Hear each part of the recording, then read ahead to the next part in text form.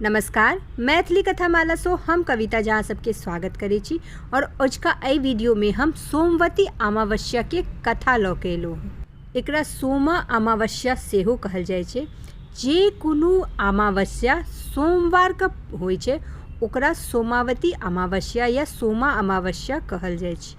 हिंदू धर्म में एकर बहुत बेसी महत्व छै और एहि साल एकर महत्व और बेसी बढ़ि जाइ छै, किया तऽ एहि साल बट सावित्री पूजा के दिन ई अमावस्या पड़ि रहल छै। बट सावित्री पूजा हर साल ज्येष्ठ मास के अमावस्या तिथि के होइ छै, मुदा एहि बेर ई अमावस्या तिथि सोमवार के पड़ि रहल छै। इन सोमवार के बट सावित्री पूजा छै और सोम का अमावस्या तिथि पड़ै छै, तऽ एहि बेर सोमवती अमावस्या सेहो ओहि दिन छै।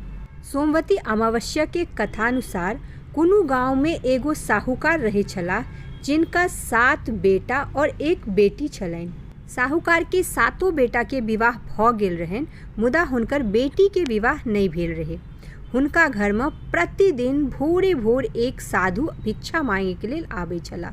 साहूकार के कोनो पुतोह या घरवाली यदि साधु के भिक्षा देला आबै छलथि तऽ साधु हुनका कहै छलखिन जे अहाँ अपन पति के कंधे राज करू।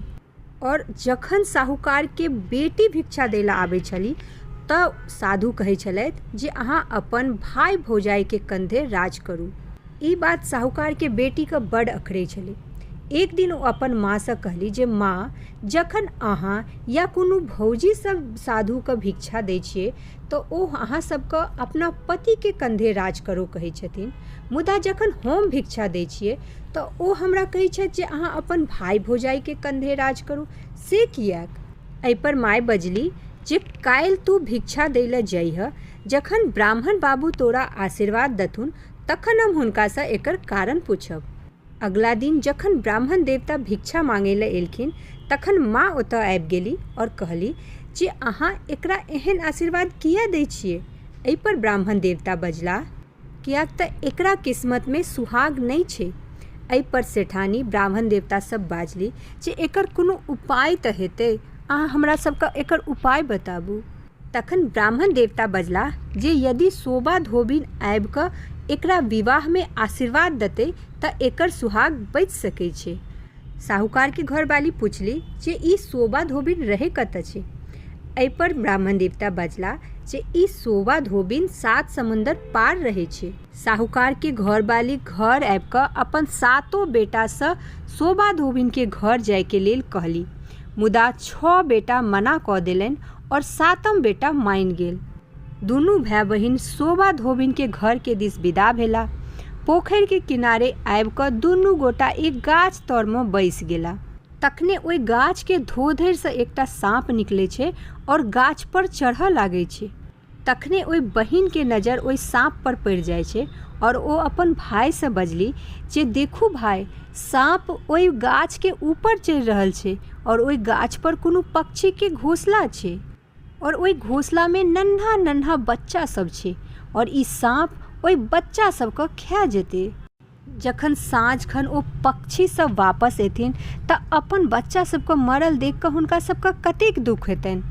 तखन भाई एकटा पाथर से ओहि साँप के मारि देलक और ओकरा एगो पथिया से झाँपि देलक।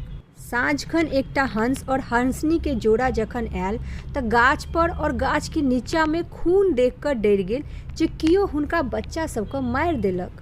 तखने दुनू पक्षी के नजर ओहि दुनू भाई बहिन पर पड़ले और भेले जे इएह दुनू भाई बहिन हमरा बच्चा सबके मारि देलक और ओ सब अपन चोट से ओहि दुनू भाई बहिन के मारऽ लागल।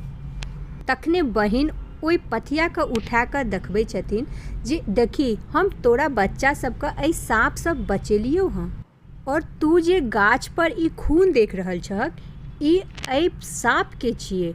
ई देख हंस और हंसनी बहुत खुश भेलथि और ओहि दुनू भाई बहिन के अपना पीठ पर बैसा कऽ 7 समुंदर पार शोभा धोबिन के गाँव में जाकर छोड़ि दै छै। शोभा धोबिन के बहुत पैघ परिवार छलै, जाहिमे हुनकर पुतोह और बेटा सब मिल कऽ संग में रहै छलथि। साहूकार के बेटा और बेटी ओही गांव में घर किराया से ल क आ ओतऽ रह लागल।